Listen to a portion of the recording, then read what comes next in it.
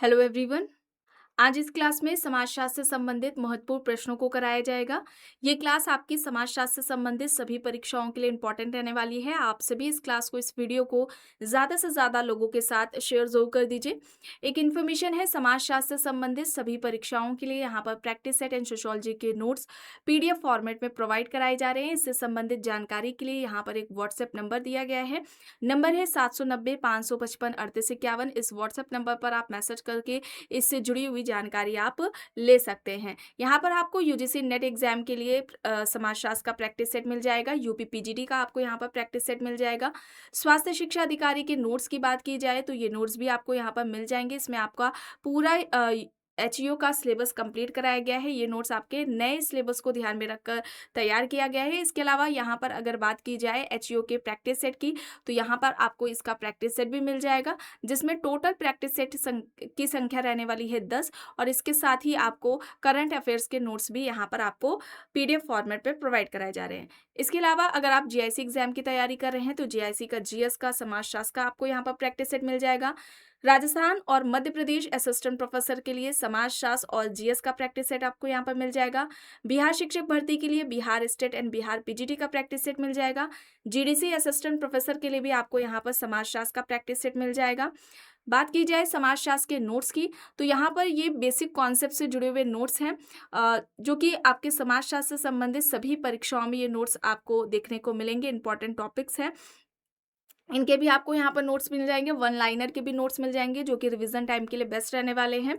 इसके अलावा थिंकर्स के भी नोट्स मिल जाएंगे, इसमें इंडियन थिंकर्स भी दिए गए हैं। सेकंड ग्रेड के आपको यहाँ पर नोट्स मिल जाएंगे समाजशास्त्र के लिए, और फर्स्ट ग्रेड का आपको यहाँ पर समाजशास्त्र का प्रैक्टिस सेट मिल जाएगा। यूपी पीजीटी एग्जाम के लिए आपको यहाँ पर नोट्स मिल जाएंगे, जिसमें आपका यूपी पीजीटी का पूरा सिलेबस कंप्लीट कराया गया है। कोई भी इससे जुड़ी हुई जानकारी चाहते हैं तो यहाँ पर आपको एक व्हाट्सएप नंबर दिया गया है 790-555-3851। इस व्हाट्सएप नंबर पर आप मैसेज करके पूरी जानकारी आप ले सकते हैं। ठीक है, बस कुछ ही देर में क्लास शुरू हो रही है। और एचईओ यानी कि स्वास्थ्य शिक्षा अधिकारी का जिनका भी एग्जाम है, उन सभी के लिए, आपके लिए यहाँ पर इसकी क्लासेस शुरू कर दी गई हैं। मंडे टू सैटरडे ये क्लास होती है, और ये टाइमिंग इसकी है आपकी दोपहर के 1 बजे। अभी उसमें समाजशास्त्र का जो प्रैक्टिस सेट है, समाजशास्त्र के जो क्वेश्चन है वो कराए जा चुके हैं। ठीक है, एंथ्रोपोलॉजी से रिलेटेड अभी क्लासेस हो रही हैं, और उन सभी का फोल्डर बना दिया गया है जो कि आपको चैनल के प्लेलिस्ट में आपको देखने को मिल जाएगा। और आप सभी जानते हैं आपका जो एचईओ का अ, जो सिलेबस है वो 2 पार्ट में डिवाइड है। पहला आपका जो जीएस वाला है, जनरल स्टडीज, और दूसरा आपका सोशल साइंस है। तो सोशल साइंस में टोटल 8 सब्जेक्ट दिए गए हैं। ये 8 सब्जेक्ट आपको पढ़ने हैं। बहुत से बच्चे कंफ्यूज हो रहे थे, उन्हें लग रहा था जिससे फॉर्म डाला गया है केवल वही पढ़ना है उन्हें, तो वो नहीं पढ़ने हैं। ठीक है, सारे आपको पढ़ने पड़ेंगे। यहाँ तक देखिए हो गया था। चलिए यहाँ से शुरू करना है। प्रश्न है, घुरिये की वह कौन सी विश्व प्रसिद्ध पुस्तक है जो उनके कैम्ब्रिज के पीएचडी शोध पर आधारित थी, जिसमें उन्होंने भारत में जाति व्यवस्था के उद्भव और विकास की व्याख्या की। यहाँ पर क्या हो जाएगा, कौन सी पुस्तक है?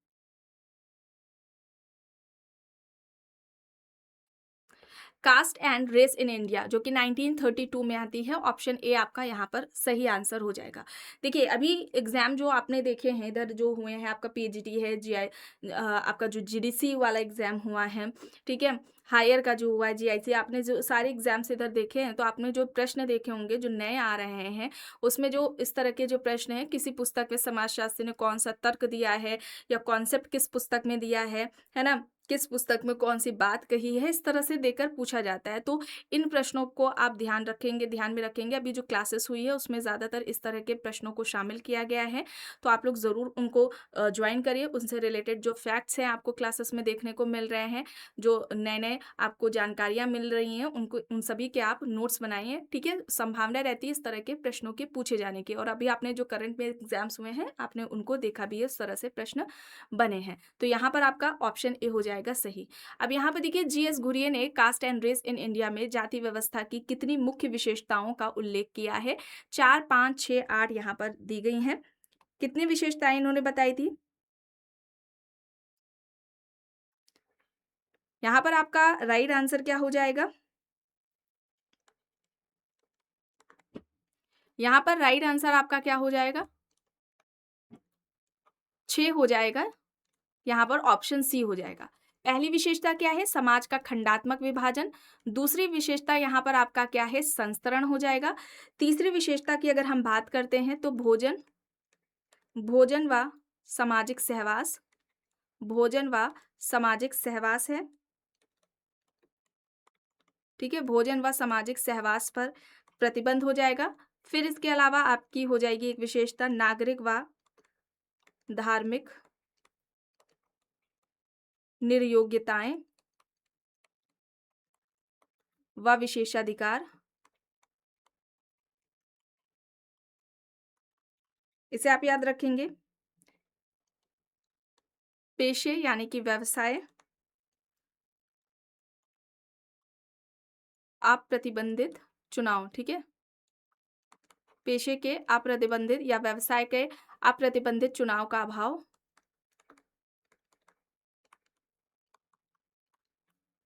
ठीक है? और अंतर्विवाही नियम, ठीक है? अंतर्विवाहीय नियम, ठीक है? इसे आप याद रखेंगे। अंतर्विवाहीय जो नियम है विवाह से संबंधित, ये आपको देखने को मिलेंगे। ये 6 विशेषताएँ हैं। पहला समाज का खंडात्मक विभाजन, संस्तरण है, भोजन और सामाजिक सहवास पर प्रतिबंध है, नागरिक व धार्मिक निर्योग्यताएँ व विशेषाधिकार है, पेशे के अप्रतिबंधित चुनाव का अभाव और अंतर्विवाह नियम। इनको आप याद रखेंगे। ये कई बार ऑप्शंस पे एक साथ देखकर पूछ ली जाती है, कौन-सी विशेषता की बात की है या कौन-सी नहीं की है, इस तरह से पूछते हैं। और इसके अलावा अगर बात की जाए तो आप याद रखेंगे जाति व्यवस्था की रीढ़ इन्होंने अंतर्विवाह को बताया था और जाति व्यवस्था को खत्म करने के लिए उन्होंने सुझाव दिया था। अंतर जातीय इंटरकास्ट मैरिज की बात की थी और साथ ही में घुरिये के साथ एक नाम आपको एक और याद रखना है, अंबेडकर जी का। अंबेडकर और घुरिये दोनों ही कहते हैं जाति व्यवस्था को खत्म करने के लिए ज़्यादा से ज़्यादा अंतर जाति विवाह होने चाहिए। ऑप्शन यहाँ पर आप देख लीजिए, सी यहाँ पर आपका राइट आंसर है। चलिए अब देखिए यहाँ पर प्रश्न है, घुरिये के अनुसार जाति व्यवस्था का सत्य या उसका मूल स्तंभ निम्नलिखित में से कौन सा नियम है? यहाँ पर सोपान क्रम, अंतर विवाह, अपनी ही जाति में विवाह करना, यानी कि तीसरा यहाँ पर ऑप्शन सी में जजमानी प्रथा और खान पान के यहाँ पर आपको नियम दिए गए हैं। क्या हो जाएगा? घुरिये के अनुसार जाति व्यवस्था का सत्य या उसका मूल स्तंभ, है ना? देखिए अब मूल स्तंभ या जाति व्यवस्था का सत्य इस तरह से पूछा गया है। इससे पहले वो वाले जो एग्जाम्स थे उसमें इस तरह से प्रश्न पूछा जाता था कि जाति व्यवस्था की रीढ़ क्या है घुरिये के अनुसार, तो यहाँ पर क्या आपका होगा? अंतर विवाह होगा, यानी अपनी ही जाति में विवाह करना। ऑप्शन बी यहाँ पर आपका सही आंसर हो जाएगा। चलिए अब यहाँ पर देखिए, वेरियर एल्विन ने राष्ट्रीय उपवन नेशनल पार्क के सिद्धांत के विरोध में घुरिये ने जनजातियों को क्या कहा और कौन सी पुस्तक लिखी? देखिए यहाँ पर देखिए, यहाँ पर आपका क्या हो जाएगा? उन्होंने क्या कहा था? इसको पिछड़े हिंदू कहा था, ठीक है? याद रखेंगे आप, उन्होंने क्या कहा था? घुरिये ने, इन्होंने पिछड़े हिंदू कहा था। वेरियर एल्विन ने राष्ट्रीय उपवन की बात की थी, नेशनल पार्क का कॉन्सेप्ट इन्होंने दिया था। और घुरिये की अगर हम बात करते हैं तो इन्होंने कौन सी नीति की बात की थी? आत्मसातकरण नीति की बात की थी घुरिये ने।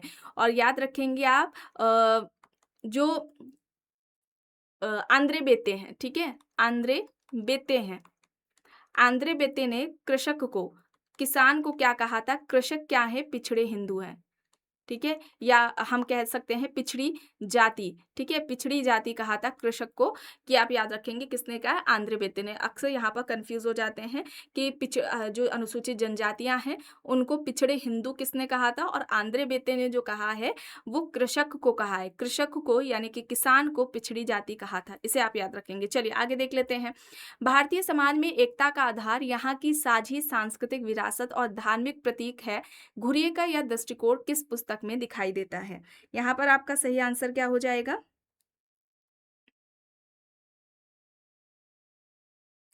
यहाँ पर आपका सही क्या हो जाएगा? ये सारी हो जाएंगी, ठीक है? ऑप्शन डी आपका यहाँ पर राइट आंसर हो जाएगा, ठीक है? डी यहाँ पर आपका सही हो जाएगा। प्रश्न है, कथन क्या कह रहा है? जीएस घुरिये ने भारत में जाति के विकास के लिए प्रजातीय सिद्धांत का आंशिक समर्थन किया था। कारण है, उनका मानना था कि इंडो आयरन प्रजाति के लोगों ने अपनी सांस्कृतिक श्रेष्ठता और रक्त की शुद्धता को बनाए रखने के लिए गंगा के मैदानों में जाति व्यवस्था को संस्थागत रूप दिया। अब यहाँ पर आपको बताया गया है कई बार क्लासेस में जाति व्यवस्था की उत्पत्ति का सिद्धांत, जिसमें मानव सिद्धांत है, धार्मिक सिद्धांत है, विकासीय सिद्धांत है, व्यावसायिक सिद्धांत है, प्रजातीय सिद्धांत किसने दिया? तो इन्होंने घुरिये ने क्या था, प्रजातीय सिद्धांत का समर्थन किया था, इसे आप याद रखेंगे। और यहाँ पर आपका जो सही आंसर होगा वो यहाँ पर कथन और कारण दोनों ही सही है। कारण कथन की सही व्याख्या है, ऑप्शन यहाँ पर राइट आंसर हो जाएगा ए। विकल्प ए यहाँ पर आपका सही आंसर होगा। अब यहाँ पर देखिए सिटीज एंड सिविलाइजेशन पुस्तक के लेखक कौन है, जिसमें शहरीकरण के ऐतिहासिक और सांस्कृतिक महत्व का अध्ययन किया गया है? Patrick Geddes, Ghurye, A R Desai, M N Srinivas, यहाँ पर ऑप्शंस दिए गए हैं। यहाँ पर ये किसकी पुस्तक हो जाएगी? घुरिये की हो जाएगी। घुरिये, ऑप्शन बी यहाँ पर आपका सही आंसर है। स्वतंत्रता के बाद भारत में भाषीय आधार पर राज्यों के गठन से पैदा होने वाले खतरों को भांपते हुए घुरिये ने कौन सी पुस्तक लिखी थी? यहाँ पर क्या हो जाएगा?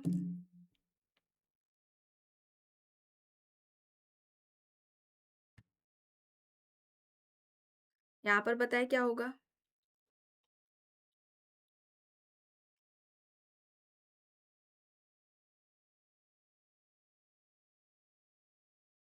यहाँ पर social tensions in India 1968, option A आपका सही आंसर हो जाएगा। चलिए अब यहाँ पर देखिए प्रश्न क्या कह रहा है।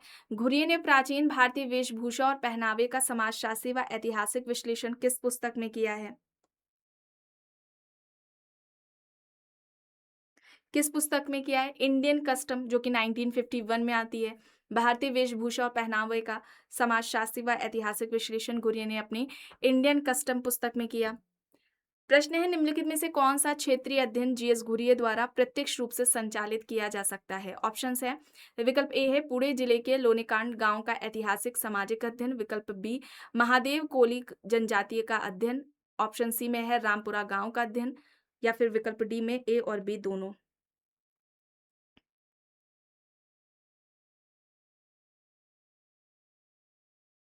कहाँ पर अध्ययन रहा है घुरिये का? पुणे जिले के लोनेकंड गांव का ऐतिहासिक सामाजिक अध्ययन और महादेव कोली जनजाति का अध्ययन, यानी कि ए और बी दोनों ही सही होगा। ऑप्शन डी आपका यहाँ पर सही आंसर हो जाएगा। फैमिली एंड किन इन इंडो यूरोपियन कल्चर पुस्तक में घुरिये ने किस बात का तुलनात्मक अध्ययन किया है? ऑप्शन है भारत और यूरोप की अर्थव्यवस्था, ऑप्शन बी भारत और यूरोपीय समाजों में नातेदारी, परिवार संरचना और विवाह प्रतिमानों का ऐतिहासिक विकास, ऑप्शन सी में है केवल जाति व्यवस्था, और ऑप्शन डी में है आधुनिक विवाह विच्छेद। क्या हो जाएगा यहाँ पर? इस तरह के प्रश्न अब ज्यादा पूछे जा रहे हैं एग्जाम्स में। यहाँ पर क्या हो जाएगा आपका?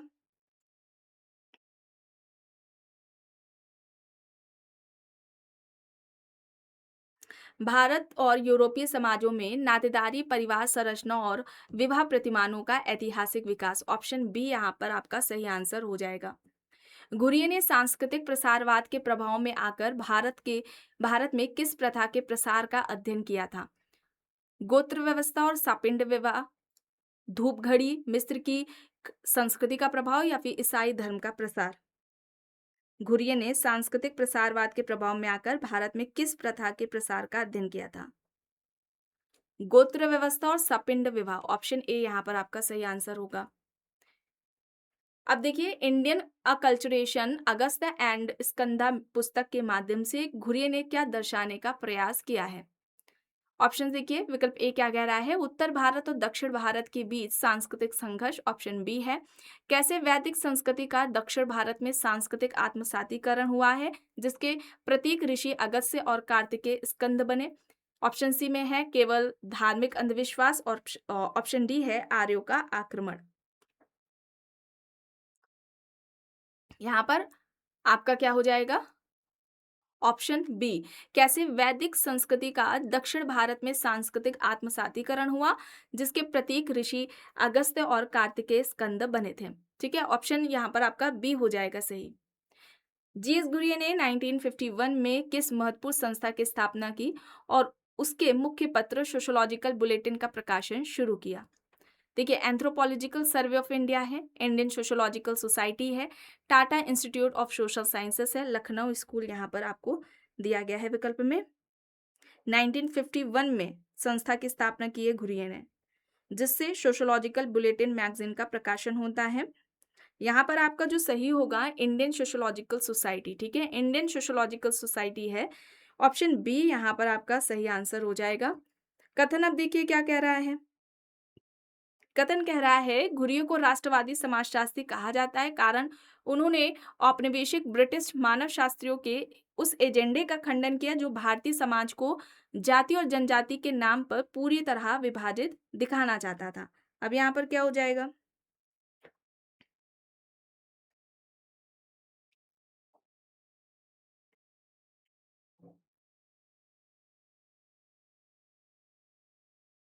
यहाँ पर कथन और कारण दोनों ही सही है और कारण कथन की सही व्याख्या है। ऑप्शन ए आपका यहाँ पर सही होगा आंसर। घुरिये के अनुसार जाति व्यवस्था की उत्पत्ति कहाँ हुई थी? ऑप्शन देखिए दक्षिण भारत में द्रविड़ संस्कृति से, गंगा यमुना के मैदान में इंडो आयरन संस्कृति के पालने में, मध्य एशिया में आए कबीलों द्वारा या फिर ब्रिटिश शासनकाल में। जाति व्यवस्था की उत्पत्ति घुरिये के अनुसार कहाँ हुई? गंगा यमुना के मैदान में इंडो आयरन संस्कृति के पालने में। इस तरह से स्टेटमेंट देकर पूछा जाता है जाति व्यवस्था को लेकर किसके द्वारा दिया गया है कथन। तो घुरिये ने बात की है। ऑप्शन बी यहाँ पर आपका सही होगा। M N Srinivas, A R Desai, Irawati Karve और I P Desai, Y B Damle ये सभी प्रसिद्ध समाजशास्त्री किस गुरु के शिष्य रहे हैं? Radha Kamal Mukherjee, G S Ghurye, W H Wiser, MacIver यहाँ पर दिया गया है।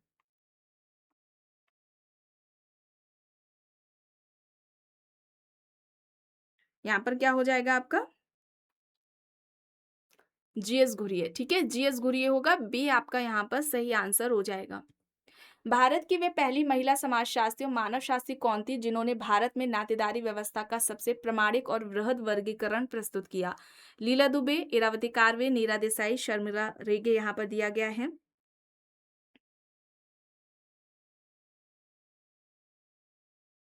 यहाँ पर आपका जो सही आंसर होगा वो इरावती कार्वे होगा, ठीक है?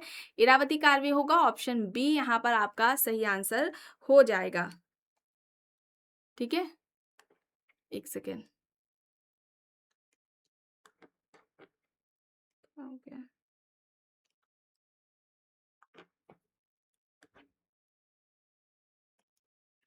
इरावती कार्वे, ठीक है? ऑप्शन बी यहाँ पर आपका सही है। जाति व्यवस्था पे भी इन्होंने बात की थी। संयुक्त परिवार की बात की है, उसकी परिभाषा इन्होंने बहुत बड़ी दी थी, एग्ज़ाम्स में कई बार पूछी भी जाती है। जाति व्यवस्था को विस्तारित नातेदारी परिवार या विस्तारित नातेदारी समूह कहकर संबोधित किया था। 2 विशेषताएँ बताई थी इन्होंने, एक तो परंपरागत व्यवसाय और दूसरा अंतर्विवाह, ठीक है? चलिए अब यहाँ पर देखिए इरावती कार्वे द्वारा लिखित वह कौन-सी पुस्तक है जिसे भारतीय नातेदारी के अध्ययन की बाइबल कहा जाता है? कौन-सी पुस्तक है? किनशिप ऑर्गेनाइजेशन इन इंडिया, ठीक है? किनशिप ऑर्गेनाइजेशन इंडिया है इन इंडिया है 1953 में आती है, ठीक है? ऑप्शन आपका यहाँ पर ए हो जाएगा सही। चलिए अब यहाँ पर देखिए इरावती कार्वे ने भौगोलिक, भाषीय और सांस्कृतिक आधार पर भारत को कितने नातेदारी क्षेत्रों में विभाजित किया? कितने में किया है? 4 में किया है, ठीक है? 4 कौन-कौन से हैं ये आपको कमेंट बॉक्स में इसका आंसर देना है, बी यहाँ पर सही होगा। इरावती कार्वे के अनुसार भारत के किस नातेदारी क्षेत्र में क्रॉस कज़िन मैरिज यानी कि ममेरे-फुफेरे भाई-बहनों में विवाह को अत्यधिक प्राथमिकता दी जाती है और जो उत्तर भारत के नियमों के पूरी तरह विपरीत है? ऑप्शंस में है उत्तरी क्षेत्र, दक्षिणी क्षेत्र, पूर्वी क्षेत्र और पश्चिमी क्षेत्र।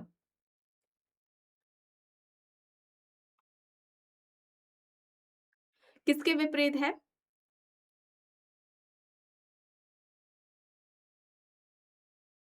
दक्षिण क्षेत्र, ऑप्शन यहाँ पर आपका बी हो जाएगा सही, ठीक है? बी यहाँ पर आपका सही हो जाएगा। भारतीय संयुक्त परिवार एक ऐसा समूह है जो एक ही छत के नीचे रहते हैं, एक ही रसोई का पका भोजन खाते हैं, समान संपत्ति के अधिकारी होते हैं और समान पूजा में भाग लेते हैं। संयुक्त परिवार का यह विश्व प्रसिद्ध परिभाषा किसके द्वारा दी गई है? K M. Kapadia, Irawati Karve, I P. Desai, Henry Maine यहाँ पर ऑप्शंस दिए गए हैं। बताएं यहाँ पर सही क्या होगा?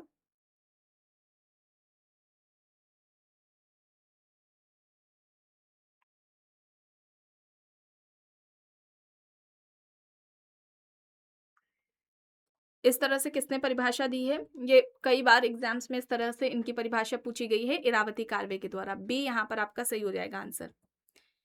अब यहाँ पे देखिए पुस्तक इरावती कार्वे ने महाभारत के पात्रों का समाजशास्त्री और मनोवैज्ञानिक विश्लेषण करते हुए कौन-सी बेहतरीन पुस्तक लिखी, जिसके लिए उन्हें साहित्य अकादमी पुरस्कार से सम्मानित भी किया गया है? कौन-सी पुस्तक थी? युगांता। युगांता थी, बी यहाँ पर आपका सही आंसर हो जाएगा। चलिए आगे देख लेते हैं। इरावती कार्वे ने जाति को किस रूप में परिभाषित किया? आपको इसी क्लास में बताया गया था। आर्थिक संस्था कहा था, राजनीतिक संस्था कहा था, केवल एक वर्ग कहा था? नहीं, जाति व्यवस्था को एक विस्तारित परिवार या विस्तारित नातेदारी समूह कहा था। बी यहाँ पर इनका राइट आंसर हो जाएगा। 2 विशेषताएँ जाति व्यवस्था की बताई थी। एक तो इन्होंने परंपरागत व्यवसाय और दूसरा अंतर्विवाह को इन्होंने बताया था। आखिरी प्रश्न है, कथन क्या कह रहा है? इरावती कार्वे के अनुसार उत्तर भारतीय नातेदारी व्यवस्था में गाँव बहिर्विवाह का कड़ाई से पालन किया जाता है। कारण क्या रहा है? उत्तर भारत में यह माना जाता है कि एक ही गाँव में रहने वाले लड़के-लड़की आपस में भाई-बहन के समान हैं और वहाँ कन्यादान के बाद वधू के परिवार से दूरी बनाई जाती है। तो यहाँ पर क्या हो जाएगा? यहाँ पर कथन और कारण दोनों ही सही हैं। कारण कथन की सही व्याख्या है। ऑप्शन ए आपका यहाँ पर क्या हो जाएगा? राइट आंसर हो जाएगा। तो आज की इस क्लास में बस इतना ही। आई होप ये क्लास आपको पसंद आई होगी। अगर पसंद आई है तो प्लीज़ लाइक करिएगा, कमेंट करके ज़रूर बताइएगा। चैनल पर अगर आप नए हैं तो चैनल को भी ज़रूर सब्सक्राइब कर लीजिएगा एंड इस वीडियो को जितना हो सके ज़्यादा से ज़्यादा लोगों के साथ शेयर भी ज़रूर करिएगा।